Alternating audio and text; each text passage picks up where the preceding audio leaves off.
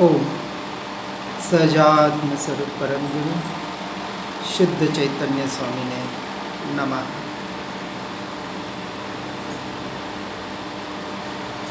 जिस स्वरूप को समझे बिना पाया दुख अनंत,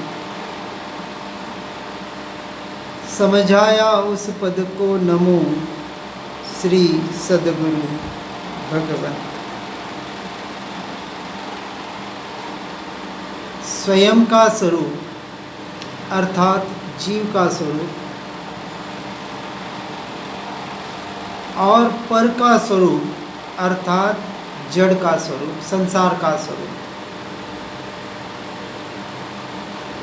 अनादि काल से यह जीव आत्मा जो मैं हूँ अपने आप को भूला हुआ है, और ये जो पर है ये शरीर आदि, शरीर की क्रियाएं, शरीर से जुड़े संबंध,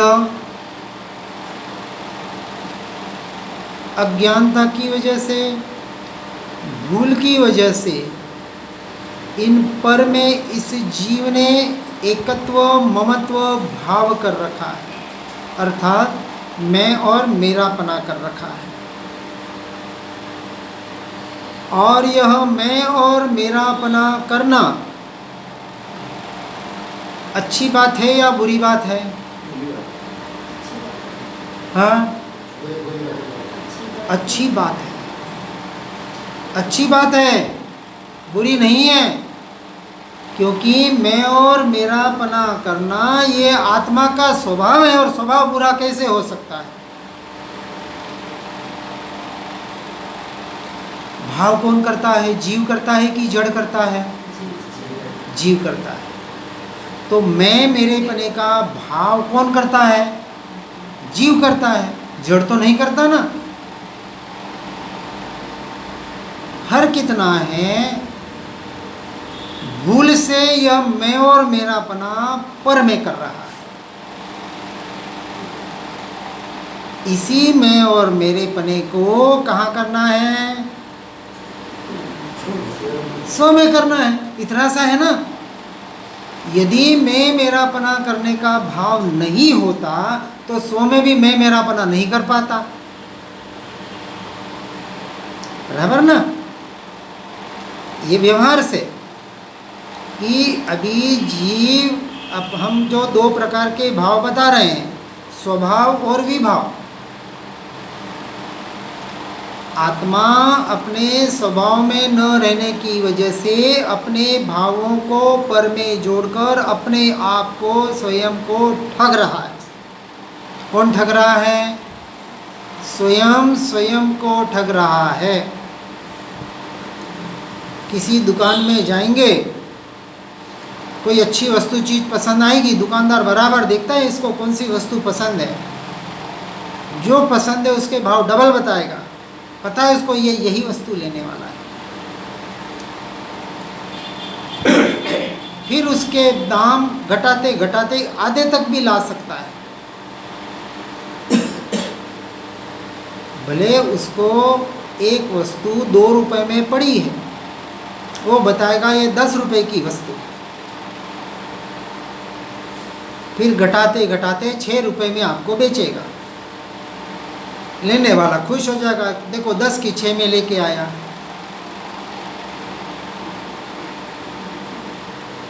अब वो व्यापारी तो खुश हुआ ना, 2 का 6 तो मिल गया, 2 का 4 नहीं 6 हो गया, डबल से भी ज़्यादा हो गया।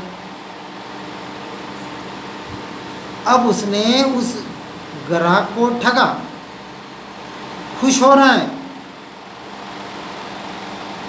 अब वो अपने आप को ठग रहा है कि उसने ग्राहक को ठगा। अब परमार्थ क्या कहेगा? उसने कर्म बंध किया ना, झूठ बोला ना। अरे नहीं भैया, मेरे तो 5 रुपए में आई है ये, बस लास्ट 6 रुपए में दे रहा हूँ तुझे। ऐसे अभी यहाँ बताया गया। हम सच बोल रहे हैं या झूठ बोल रहे हैं ये बड़ी बात नहीं है। एक अच्छा आत्मार्थी भी कभी कभी झूठ उसे बोलना पड़ सकता है, फिर भी वो झूठ नहीं बोल रहा है। यदि राजा हरिश्चंद्र यहाँ आ जाए, नाम सुना है ना हरिश्चंद्र का, जीवन में कितने बार उसने असत्य कहा, शायद एक बार कुछ ऐसा और उसका भी उसको कोई फल मिला, यूँ समझे कि उसने अपने जीवन में एक बार भी असत्य नहीं कहा। सत्यवान हरिश्चंद्र कहा जाता है। यदि वो यहाँ आके बोले कि मैंने अपने जीवन में एक बार भी असत्य कथन नहीं कहा, अब वो सत्य बोल रहा है कि झूठ बोल रहा है? सत्य बोल रहा है। व्यवहार कहेगा सत्य बोल रहा है और परमार्थ कहेगा कि झूठ बोल रहा है। कब झूठ बोल रहा है? यदि वो अपने आप को देह मानकर बोल रहा है तो झूठ बोल रहा है, क्योंकि आत्मार्थ, इसलिए मैंने परमार्थ से अर्थ पूछा। मुमुक्षु भी वही बोलेगा, लेकिन जानने में, मानने में, मान्यता में, श्रद्धा में क्या होगा? क्या मैं बोल सकता हूँ? यदि मैं आत्मा हूँ तो क्या मैं बोल सकता हूँ? तो ये झूठ और सच जो बोलने वाला है वो कोई और है, मैं नहीं, क्योंकि मैं तो बोल ही नहीं सकता। ये मान्यता में, श्रद्धा में होता है। व्यवहार से वो झूठ नहीं बोलेगा। झूठ बोलना पाप है, बोला ना, पाप है कि पुण्य है? एक छोटे से बच्चे को भी सिखाया जाता है कि झूठ बोलना पाप है, चोरी करना पाप है। चोरी किसे कहा? दूसरे की वस्तु को अपनी मानना, अर्थात किसी की वस्तु पड़ी है, मैंने देख लिया इधर उधर कोई नहीं है, फट से उठा लिया और जेब में डाल दिया, चोरी हो गई ना। अब मैं बाजार में जाऊंगा और कहूँगा ये मेरी वस्तु है, मुझे बेचनी है, आधे रेट में बेच दूंगा, बोलो 4 आने में बेच दूंगा, 5,000 की चीज़ 1,000 में बेचनी है, उसको तो 1,000 ही मिला, फायदे का है। अब वो चोरी की वस्तु झूठ बोल के बेच रहा है। दूसरे की वस्तु को अपनी वस्तु मानना, इसका नाम चोरी। बराबर? बराबर ना? बिना पूछे किसी की वस्तु लेना, उसे अपनी मानना, अपनी मानकर वापरना, उसे अपनी कहना। जब मैं शरीर नहीं हूँ, शरीर से जुड़े संबंध मेरे नहीं हैं, क्या हर क्षण हम चोरी और झूठ बोल रहे हैं या नहीं बोल रहे हैं? तो झूठ और चोरी का पाप लग रहा है कि नहीं लग रहा है? और कौन सा पाप लगाना, बोलो? यदि मैं बोलूं कि मैं, और वास्तविक किसी व्यक्ति ने अपने पूरे जीवन में पूरा ईमानदारी का जीवन जिया, पूरे जीवन में कोई चोरी नहीं की, न टैक्स की, न पैसे की, न कभी झूठ बोला कहीं, बिल्कुल ईमानदार, सात्विक व्यक्ति, सज्जन व्यक्ति, लेकिन उसे आत्मा फात्मा की कोई खबर नहीं। अब वो भी झूठ बोल रहा है या नहीं बोल रहा है? आत्मार्थी के, मुमुक्षु के दृष्टि से, क्योंकि अपने आप को शरीर मान रहा है। ये अपने आप को शरीर मानना, इससे बड़ा झूठ क्या होगा? और ये पाप हर क्षण हमें लग रहा है। मान्यता का आप भले सुन रहे हैं, पढ़ रहे हैं, लेकिन जब तक आपको आत्मा की स्वयं की अनुभूति नहीं है, आत्म साक्षात्कार नहीं है, तब तक आप भी सिर्फ सुना पढ़ा बोल रहे हैं, आपका अनुभव नहीं बोल रहा है। किसी ने बोल दिया शक्कर मीठी होती है, ओके मीठी होती है, आपने अभी चखी नहीं है, आपको पता नहीं है मीठा होता क्या है, सिर्फ बोल दिया हाँ मीठी, किसी ने बोल दिया और आपने विश्वास कर लिया हाँ मीठी होती है। जैसे किसी, कल हमने देखा कि किसी अंधे को कह जाए कि बगुला सफ़ेद होता है, उसने पूरे जीवन में सफ़ेद होता क्या है, रंग होता क्या है, उसे पता नहीं, लेकिन रोज़ सुन रहा है कि सब बगुला सफ़ेद होता है। अब उसको पूछेगा बगुला का रंग क्या होता है, वो बोलेगा सफ़ेद होता है। उसको बोलेंगे सफ़ेद कैसा होता है, बोले मुझे नहीं पता। सबसे बढ़िया जवाब, मुझे बराबर कि नहीं रहे? काम खत्म।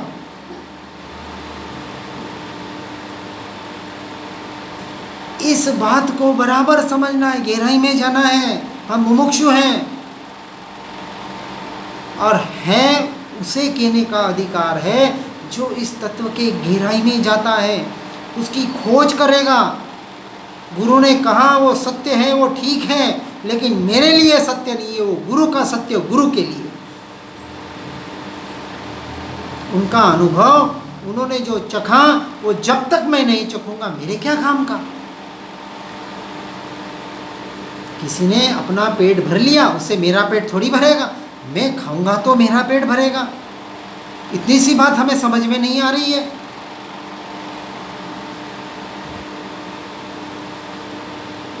क्यों गला फाड़ फाड़ के हम बोलना पड़ता है?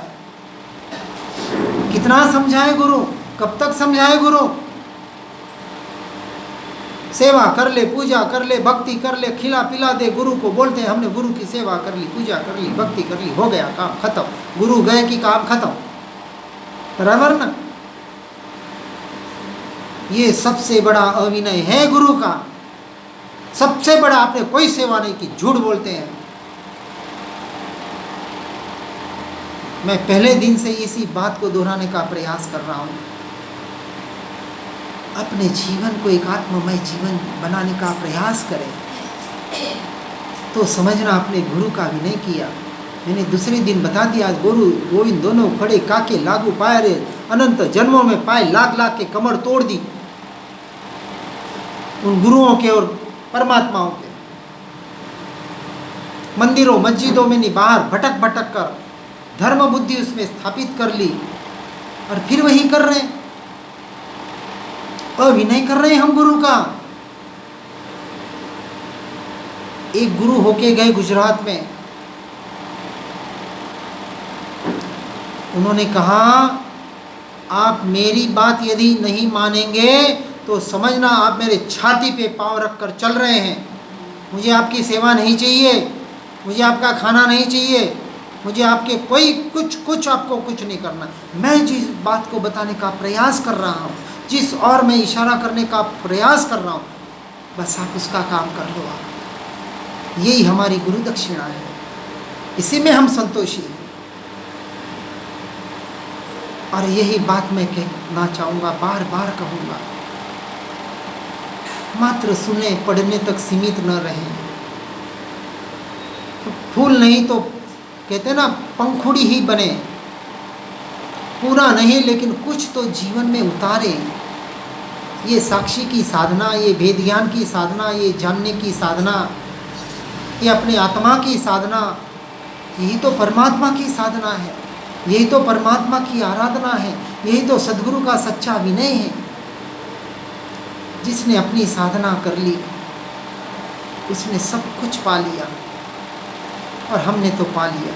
अब हमें कुछ नहीं चाहिए, कोई इच्छा ही नहीं रही, किसी से आशा न रही, किसी से कोई अपेक्षा न रही। मिले तो ठीक और न मिले तो बहुत ठीक,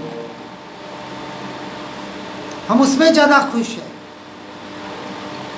क्योंकि जब नहीं मिलता है, जब प्रतिकूलता आती है, जब विरोध खड़ा होता है, तब हमें ज़्यादा आनंद आता है। क्योंकि साक्षी रहने का हमें वहाँ ज़्यादा प्रयास होता है, अभ्यास तीव्र होता है। इसलिए मैंने अपने जीवन में जब ये साक्षी की, भेद ज्ञान की, ये आत्मा की साधना समझी है ना, उसके बाद जो इस शरीर पे प्रयोग किए हैं, ये शरीर प्रयोग करने के लिए मिला है, सजा संवारने के लिए नहीं मिला, इसको टिकाने के लिए नहीं मिला। और महापुरुषों ने अल्प समय में ये काम करके दिखाया और चले गए। अपना काम करने के लिए सालों साल नहीं चाहिए। मैं ब्रह्म हूँ इस क्षण हूँ, आ गए अपने में। कितना टाइम चाहिए? किसकी जरूरत है मुझे अपने में आने के लिए?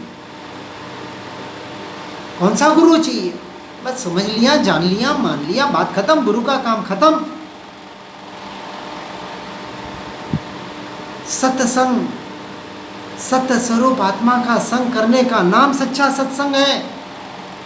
ये बाहर का सत्संग कब तक सुनेंगे, कितना सुनेंगे, और क्यों सुनना पड़ रहा है पता है? क्योंकि सच्चा सत्संग आज तक किया ही नहीं। स्वाध्याय, स्व का अध्याय, कितना चिंतन मनन विचार किया, कहाँ टाइम मिलता है। यहाँ से गए कि घर संसार में सब इंतजार कर रहे घर पे, कब आवे वो बेटा, इंतजार कर रहे, मम्मी आएगी तो खाना देगा, पिताजी इंतजार कर रहे कि मेरी पत्नी आएगी तो खाना परोसेगी। सब एक दूसरे पे डिपेंडेंट बने हुए हैं और उसी में अपने आप को सुखी मान रहे हैं, खुशी मान रहे हैं, उसी में सुख ढूंढ रहे हैं। और सुख मिलेगा, और सुख चाहिए। अरे कहाँ मिला क्या आज दिन तक किसी को सुख संसार में? यदि संसार में सुख होता, उन महापुरुषों के इतिहास निकाल के देख लो, भोगों में सुख किसी ने कहा हो तो हमारे सामने लाके बता दो। भोगों में सुख होता, भोग का मतलब खाली वासना मत समझना। भूख लगती है कि नहीं लगती है? लगती है। किसको लगती है? मुझे लगती है? नहीं लगती। चलो, कितने पेट है? हाँ, एक ही पेट है। कितने पेट है? पेट कितने हैं? कल हमने बताया था चर्चा में, कौन थे मुझे पता नहीं, 2-3 जने थे।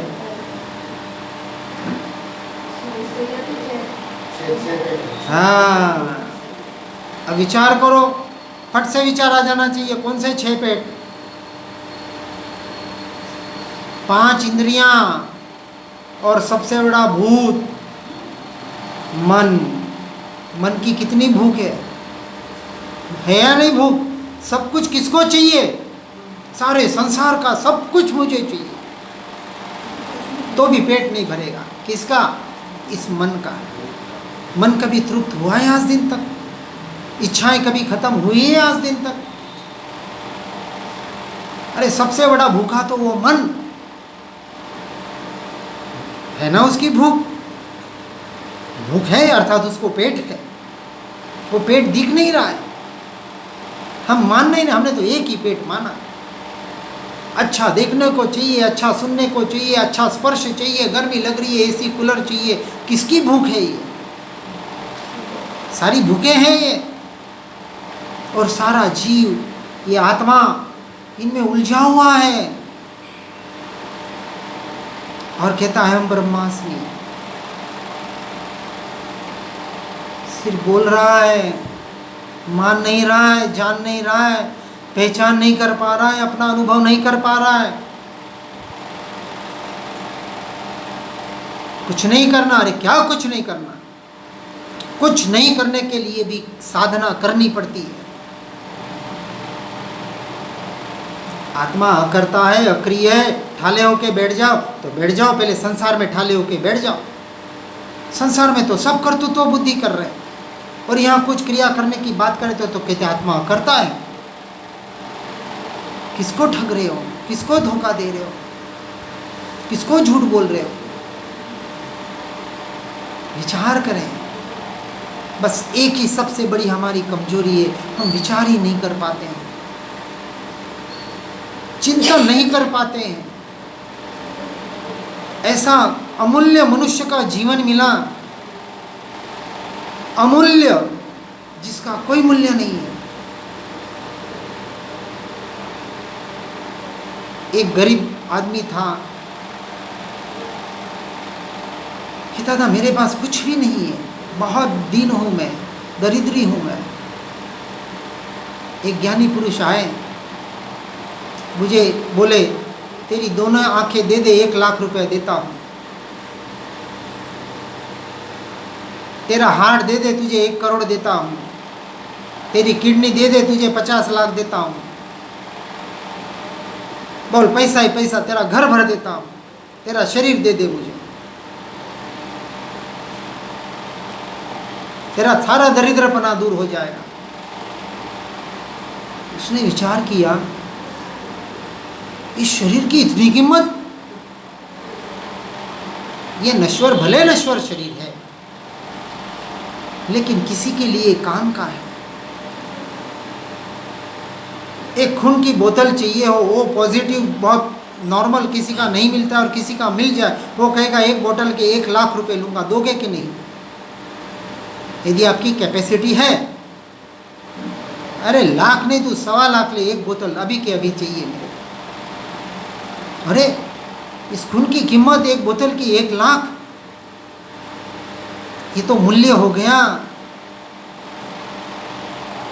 लेकिन तत्व की अपेक्षा से देखे, परमार्थ की अपेक्षा से देखे, अपनी आत्मा की पहचान करने के लिए इस शरीर का मूल्य नहीं मापा जा सकता। ये साधन मिला है, अच्छी तरह से उपयोग कर लो साधना के लिए।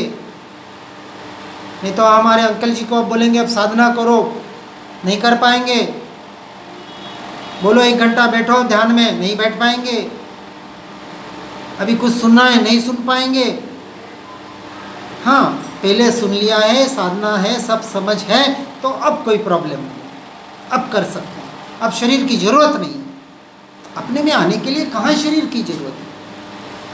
पर जब तक अपनी पहचान नहीं होती है, स्वयं का साक्षात्कार कहें, निर्णय कहें, श्रद्धान कहें, नहीं होता है, तब तक तो इस मन वचन काया की जरूरत है। उसका इतना ही पोषण करो जितनी जरूरत है। 4 रोटी की जरूरत है तो 3 रोटी दे दो इसको, इसको किराया देना है। देखो कहीं हम जाते हैं, व्यवहार में जाते हैं ना, कोई वस्तु लेने जाते हैं, जनरली कोई फिक्स रेट वाली हो तो बात अलग है, लेकिन किसी के किराए की दुकान देखनी है और कुछ देखना है तो क्या करेंगे? कोई 100 रुपया बोलेगा तो शुरुआत 50 से करेंगे ना, 70 से करेंगे ना। कहीं कमरा किराए देखने गया, वो बोलेगा 5,000 का किराया है, तो हम बोलेंगे भाई 3,000 ले ले। उसको 4 में देना है, वो 5 बोलेगा, आपको भी 4 में लेना है, आप 3 से शुरुआत करेंगे, बराबर ना? जनरल बात बता रहा हूँ। तो वहाँ बराबर तोल मोल करते हैं, वहाँ बोलते हैं तोल मोल के बोल। लेकिन जब आत्मा की बात आती है, स्वयं की बात आती है, इस देह के पोषण की बात आती है, इसका इतना हम इस शरीर का पोषण कर रहे हैं और इस शरीर के पोषण के माध्यम से इस मन का पोषण कर रहे हैं और मन को बाहर और बाहर ही भटका रहे हैं। जिस मन के द्वारा साधना करनी थी अपनी आत्मा की, साक्षी की साधना करने में, ये जो मन जो सबसे बड़ा उत्कृष्ट साधन था हमारे लिए है, कितनी साधना हम कर पा रहे हैं इस मन के द्वारा? विचार करना। ऐसे के ऐसे इन शब्दों को बाहर मत उड़ा देना, पछताना पड़ेगा। लेकिन कहते ना, अब पछताए क्या होत है जब चिड़िया चुग गई। अभी शरीर स्वस्थ है, सब कुछ व्यवस्थित है, साधन अच्छे हैं, सुख सुविधाएं अच्छी है, स्वाध्याय सत्संग की रुचि है, इसमें अपना काम कर लो। इसी में इस मनुष्य भव की सफलता है। मैं तो कह के चला जाऊंगा और कोई आएंगे कह के चले जाएंगे। कहने पढ़ने सुनने से यदि अपना काम हो जाता तो कब का हो जाता, क्योंकि अपना काम, मैंने क्या कहा, कितनी देर चाहिए अपनी पहचान करने के लिए। कोई कहता है ये साले गधे, क्या बोला?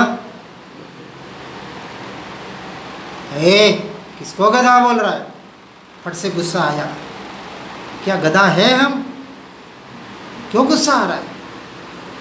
गधा ही बोला ना, गधा। उसने तुमको शरीर को गधा बना तो नहीं दिया ना, एक गाली दी। कहाँ लगी गाली बताओ हमें? सिर पे लगी, हृदय में लगी, यहाँ लगी, कहाँ लगी? कोई बोलेगा यहाँ भीतर में चोट लगी है, काय की चोट लगी? ये सारी पकड़ बाहर शब्दों की, इस जड़ की इतनी फैली हुई है, एक क्षण लगता है उन शब्दों को पकड़ने में। गधा बोल दिया, गुस्सा आ गया। नालायक बोल दिया, गुस्सा आ गया। अरे सदगुरु पुकार पुकार कर कह रहे, तू आत्मा है, तू आत्मा है, तू साक्षी है। सुन ही नहीं रहे, मान ही नहीं रहे। जो है, जो नहीं है उसको तो मान लिया और गुस्सा कर लिया। कितनी बेवकूफ़ी वाली बातें हम कर रहे हैं। और क्या कहें, कितना कहें, है ना सत्य? बात तो सत्य है ना।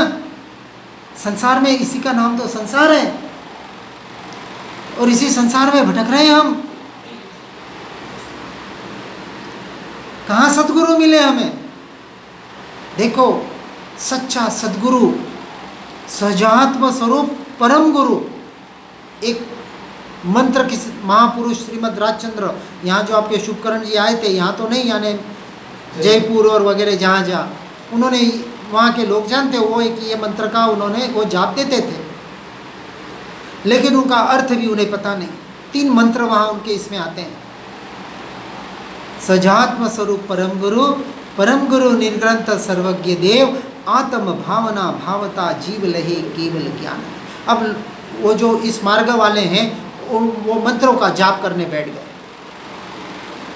इनकी माला गिनो, जैसे हमने कह दिया ना, अहम ब्रह्मास्मि की माला गिनो। अरे माला गिनने के लिए नहीं बताया, इन सूत्रों के माध्यम से, इन शब्दों के माध्यम से आपको कुछ बताना चाह रहे महापुरुष कि आपको क्या करना है। आत्मा का जो सहज स्वरूप है, सद्गुरु बाहर का है, परम गुरु मैं स्वयं हूं। सहज आत्मा का जो सहज स्वरूप है, जिस स्वरूप को उस परम गुरु ने पाया, वैसा ही स्वरूप, वैसा ही स्वभाव मेरा है, वैसा ही मैं हूँ। इस मैं का स्वीकार करना, वो स्वयं का गुरु बन गया, और इससे श्रेष्ठ परम गुरु और कोई इस संसार में नहीं है। सबसे बड़ा गुरु मैं। इस संसार में सर्वोत्कृष्ट कोई परमात्मा होगा तो वो मैं। क्यों कहा गया अहम ब्रह्मास्मि? मैं हूँ, इसी क्षण हूँ, मुझे बनना भी नहीं है। ये बनना बनना ये ठीक है, ये साधना वादना, लेकिन ये बोलने से काम नहीं, पढ़ने सुनने से काम नहीं होगा। मानना जानना श्रद्धान करने का अर्थ क्या हुआ? आपको कोई 500 की नोट लाके दें, बराबर, अब उस 500 की नोट को 500 की नोट मानोगे कि 20 की नोट मानोगे? जो बताया जा रहा है वहाँ तो बराबर व्यवहार करते हैं। संसार में कहीं भी चूक नहीं करेंगे। बहुत होशियार हैं हम लोग, बहुत सियाने हैं। ये शब्द सियाने अच्छा लगता है ना।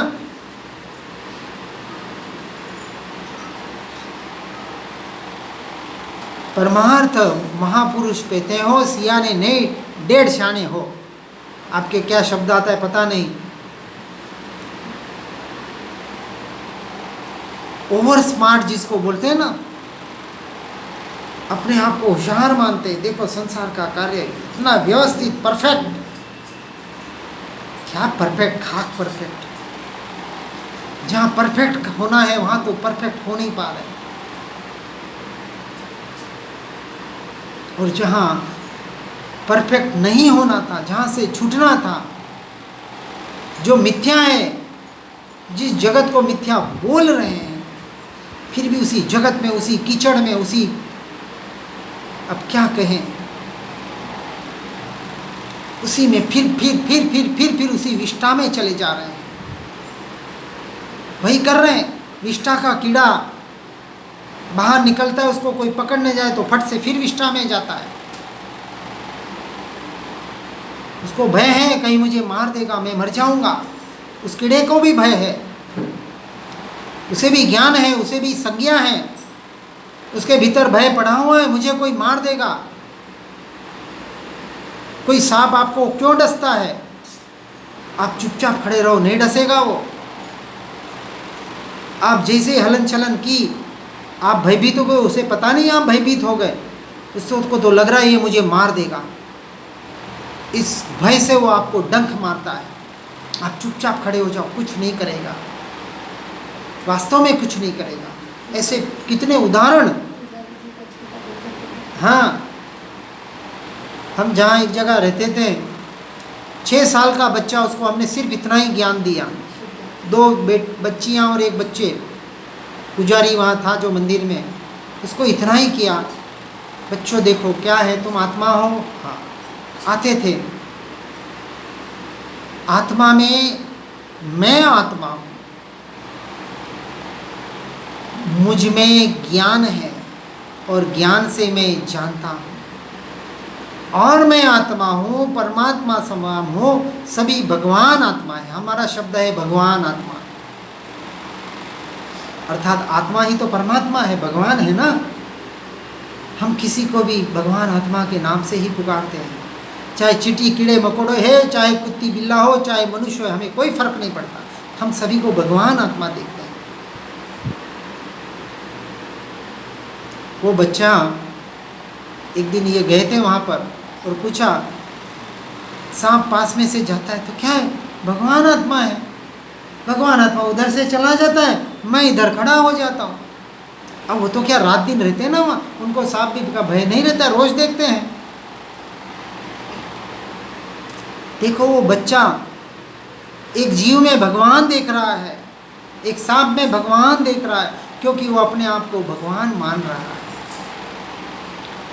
मैं भगवान हूँ, मैं ब्रह्म हूँ, उसी तरह हर जीव ब्रह्म है, मैं अकेला ब्रह्म नहीं हूँ, तो अहंकार भी नहीं आएगा। आज एक सरदार जी बैठे थे नीचे, बहुत अच्छी बात लगी, उन्होंने 2 मिनट सुना, होकर आधा घंटा बैठ गए, बोले बहुत अच्छा लग रहा है, कोई धर्म विशेष की बात नहीं, वे तत्व की बात कर रहे हैं, आत्मा की बात कर रहे हैं, जैन हिंदू मुसलमान हमारे पास कोई बात नहीं है। अब वो वही बता रहा था कि इस अहंकार को गलाने के लिए इनके गुरुद्वारों के बाहर करोड़पति अरबपति लोग आके वहाँ जूतों को पॉलिश करते हैं। किस लिए? ऐसा नहीं हो जाए मेरे में वो अहंकार, मैं ऐसा अरब खरबपति हूँ। ठीक है, अपने अपने तरह से सारी समाज की अपनी अपनी व्यवस्था है। कहने का तात्पर्य एक ही है, सब में ब्रह्म देखो और अपने में भी ब्रह्म देखो, लेकिन साधना कहाँ से शुरू होती है? सब में ब्रह्म देखना ये साधना नहीं है। अपने में ब्रह्म देखना, चलो सब में ब्रह्म है मान लिया, सबका अपना अपना प्रारब्ध है मान लिया, क्यों बताया गया? इसलिए बताया गया कि अब वहाँ से अपने दृष्टि को हटाओ, पर से अपने दृष्टि को हटाओ, और जब तक पर से दृष्टि को नहीं हटाओगे ये अहम ब्रह्मास्मि शब्दों में रह जाएगा, आचरण में नहीं ला पाओगे, क्योंकि पर में इतने फंसे हुए हैं, कहाँ से सो में रह पाएंगे। मैंने कल बताया था, एक म्यान में एक ही तलवार रहेगी, 2 तलवार डालने जाओगे तो वो म्यान में नहीं जाएगी, या तो म्यान फट जाएगी, वो म्यान कुछ काम की न रहेगी। हम चाहते हैं एक मुट्ठी में संसार और एक मुट्ठी में आत्मा, मोक्ष। अरे दोनों की दिशा विपरीत है, एक रास्ता पूर्व की ओर जाता है और एक रास्ता पश्चिम की ओर जाता है। पहले दिशा तय करो, कौन सी दिशा में जाना है। जाना है पूरब की ओर, चल रहे पश्चिम की ओर, तो अपने से दूर हुए कि पास हुए? अनादि का ये जो विपरीत संस्कार पड़ा है, आधा घंटा 1 घंटे की साधना से नहीं जाएगा। एक भाव का संस्कार नहीं है ये देहात्म बुद्धि। अब विचार करो, किसी दारू पीने वाले को, सिगरेट पीने वाले को इस भाव में एक लत लग जाए, नशा लग जाए, छुड़ाने में पसीना आ जाता है। आज ऐसे सेंटर खुले हुए हैं, कितनों की नशा छूट पाती है? 1%, 2%। एक भाव का नशा छोड़ने में पसीना आ रहा है, ये अनादिकाल का नशा पड़ा हुआ है, ये देहात्म बुद्धि रूपी नशा। ये नशा नशा नहीं लग रहा है। चाय तो सब जने पीते हैं ना, पीते हो कि नहीं पीते हो? अरे हाँ या ना तो बोलो। चाय में और दारू में क्या फर्क है बताओ? मैं तो कोई फर्क नहीं मानता। मैं नशा उसे कहता हूं जिसके बगैर न चले उसका नाम नशा। वो चाहे पैसे का हो, स्त्री का हो, पुत्र का हो, किसी भी वस्तु का। चाय नहीं पी लेंगे तो सुबह से माथा दुखता है, किसी को लेटरिन नहीं आती, किसी का जी का क्या होता है। क्या ये नशा ही तो है। तंबाकू नशा है ना। लेकिन आपको पता है तंबाकू से चाय बनाने में बहुत बड़ी हिंसा है, बहुत बड़ी हिंसा है। चाय की पत्ती कैसे बनती है देखा कभी? हमने बागान फैक्ट्री में जाके देखा है। तंबाकू तो बहुत इजी वे में मिल जाती है। सिर्फ वो तंबाकू का पत्ता होता है, खेती में पकता है। ये जो चाय पत्ती बनती है ना, उन कोमल कोमल पत्तियों को तोड़ा जाता है, इकट्ठा किया जाता है। कितने जीवों की उसमें हिंसा होती है। कच्चे कैसे भी गंदे पानी में डाल दिया जाता है, चाहे छना पानी हो कैसा भी हो, धो दिया, उसको क्रश किया जाता है। फिर क्रश करके उसको एक मशीन में पीसा जाता है। उसको गोल गोल जो बनती है ना उसके दाने, वो हरे पत्ती के, उसके लिए चमड़ा वापर किया जाता है, चमड़े का। चमड़े के बीच में ये जो उसमें नशा आता है ना, उसको जो टेस्ट आता है, कलर आता है, ये सारा प्रोसेस क्या है? ये तो सीधी चाय पत्ती डाल ली और पी ली, पता नहीं पड़ता है वो कैसे बनी। एक एक बात थोड़ी गहराई में जाओ। भले व्यवहार की बात है, इस हिंसा से भी बचने का प्रयास करना पड़ेगा। आप फट से लाइट का बटन चालू कर देते, आपको पता है एक इलेक्ट्रिसिटी जनरेट करने में कितनी हिंसा होती है। जहाँ से ये इलेक्ट्रिसिटी, ये पावर आ रहा है, कितनी हिंसा के बाद, कितने खंबे गाड़ने के बाद, कितने खंबे खड़े करने के बाद कितनी हिंसा हो रही है, कितनी खेतों की खुदाई की जा रही है, कितने पानी को व्यय किया जा रहा है, तब जाके इलेक्ट्रिसिटी आती है हमारे यहाँ। ऐसे ही पानी ढोल देते हैं, ऐसे इलेक्ट्रिसिटी खर्चा कर देते हैं। वो हिंसा पता नहीं पड़ रहा है। सब हिंसा के हम दोषी बनते हैं। भले व्यवहार की बात है, लेकिन सदाचार में जीवन एक मुमुक्षु का होता है, इसको भी बराबर समझना। आत्मा परमात्मा की बातें ऐसी नहीं होती है। ऐसा एक आत्ममय जीवन ऐसा ही नहीं जिया जाता है। देहात्म बुद्धि छोड़नी पड़ती है। देह के प्रति तो पूरी आसक्ति पड़ी है। एक मच्छर बैठ जाए तो सहन नहीं होता है। तो कहाँ उन जंगलों में जाके कैसे साधना करोगे आप? आओ हमारे साथ, जो ये साधना की है इस शरीर के द्वारा, न लाइट, न पानी, न कुछ व्यवस्था, आधे किलोमीटर किसी की व्यवस्था नहीं। हम तो डर रहे हैं मलेरिया हो जाएगा और ये हो जाएगा। क्या हो जाएगा? अरे हो जाएगा तो क्या हो जाएगा? मर जाएगा। अरे कौन मरेगा? मैं मर जाऊंगा? अरे क्या मरेगा? फिर कहाँ ब्रह्म आया? डर रहा है अभी मरने से और कह रहा है हम ब्रह्मास्मि। खुद को ठग रहा है ना। विचार करना, मैं ऐसी ऐसी बातें नहीं कर रहा हूँ, ये जीवन जी रहा हूँ मैं। ये अपने अनुभव के आधार पर बता रहा हूँ। पढ़ा सुना तो है, ठीक है, तो पढ़ा सुना शास्त्रों में, उससे मेरा काम नहीं होने वाला था। वो पढ़ के सुन के मेरे उपकारी है। बिल्कुल देव गुरु शास्त्र जिन्होंने ये बात बताई वो हमारे महा उपकारी है। वो बातें नहीं होती, वो शास्त्र नहीं होते, वो सदगुरु नहीं होते, वो महापुरुष नहीं होते, तो ये बातें हम तक नहीं पहुंच पाती। उनका अहो अहो उपकार है। इसलिए अंत में हम बोलते हैं अहो अहो उपकार तमारो, तुम्हारा ये उपकार है, अहो है। लेकिन वो उपकार तब उपकार कहा जाएगा जब ये पढ़ा सुना मैं अपने जीवन में उतारूंगा, अपना जीवन जीऊंगा, अपने अनुभव में आचरण में लाऊंगा। तब समझना कि सच्चा उपकार हुआ। उसके पहले कोई उपकार फपकार सब बेकार की बातें, स्वयं को ठगने वाली बातें, कोई सेवा फेवा नहीं, कोई कुछ भी नहीं है। मैं नहीं स्वीकार करता इस बात को। सब नाटक है। जैसा संसार नाटक है, यहाँ भी एक व्यवहार के नाम पर नाटक कर रहे हैं। एक इंसान की कदर नहीं है, एक मुमुक्षु की कदर नहीं है। हमें इंसानियत नहीं है और आत्मा की बातें कर रहे हैं, परमात्मा की बातें कर रहे हैं। कहाँ जीव को ब्रह्म कब मानेंगे? विचार करना बहुत गहरा चिंतन है ये। और गहराई के लिए तो हम मुमुक्षु कहाँ किसे, जो गहराई में उतरता है उसका नाम मुमुक्षु है।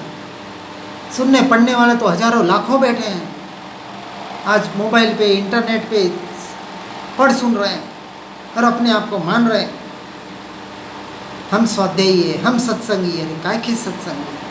विचार करना, अपने भीतर झांक कर देखना, मैं कहाँ हूँ, मुझे कहाँ होना चाहिए इस वक्त। पर को पर क्या मैं मान रहा हूँ, क्या स्व को स्व मान रहा हूँ? विचार करना, बार बार मैं कहूँगा। ये चिंतन, ये अभ्यास, ये साधना, साधक का नाम मुमुक्षु है। खाली आत्मा की बातें सुनने वाले का नाम मुमुक्षु नहीं है। किसी मिशन से आप जुड़ गए, आप मुमुक्षु नहीं है। ठग रहे हैं अपने आप को। जो भी अपने को माने, अपनी साधना करे, साधना में आगे बढ़ने का प्रयास और पुरुषार्थ करे। शब्दों में, वाक्यों में, कहने में आ जाता है, कृपया बुरा न माने। मुझे किसी का विरोध नहीं है, किसी का आक्षेप नहीं है। मुझे मेरी साधना कर रहा हूँ मैं। बस ये करुणा से कभी कभी ऐसे भाव निकल जाते हैं, और ये करुणा भी राग है, और मैं इसमें भी अटकना नहीं चाहता। मैं एक ही जगह अटकना चाहता हूँ, और कहूँगा एक ही जगह अटकना, अपनी आत्मा में, अपने स्वरूप में, अपने स्वभाव में। देव गुरु शास्त्र में भी अटकने जैसा बिल्कुल नहीं है, बिल्कुल नहीं है। अरे अनंत काल में अनंत बार गुरु मिले, सदगुरु कोई पहली बार नहीं मिल रहे, समझ लेना। पूछ लेना सदगुरुओं को जाकर। आज हम साक्षी की भावना यहाँ साधना करने बैठे, इसका मतलब पूर्व भाव में भी हमको कोई सदगुरु मिले थे, हमने रुचि की थी, इसलिए आज हमें रुचि आ रही है। ये पूर्व भाव के संस्कार हमारे काम कर रहे हैं, बहुत अच्छी बात है। बस इस मनुष्य भाव को सफल बनाना, हमारी करुणा भरी पुकार यही है। आत्मा की पुकार एक आत्मा के लिए, मुमुक्षु की पुकार एक मुमुक्षु के लिए।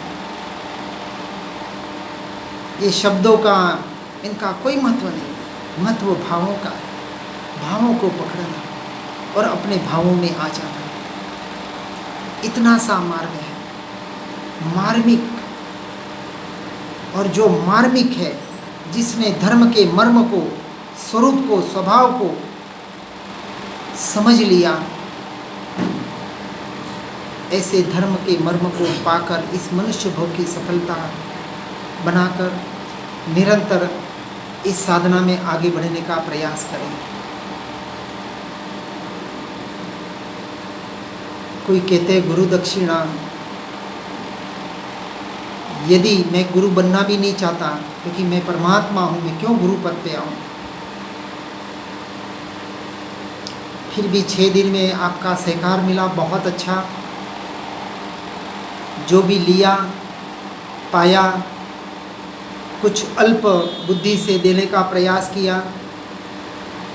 आपने कितना ग्रहण किया मुझे नहीं पता, और मुझे पता करना भी नहीं,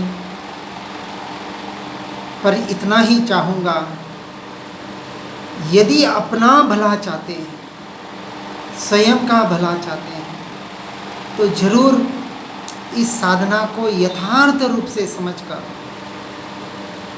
अपने इस मनुष्य भव को, इस जीवन को सफल बना लेना।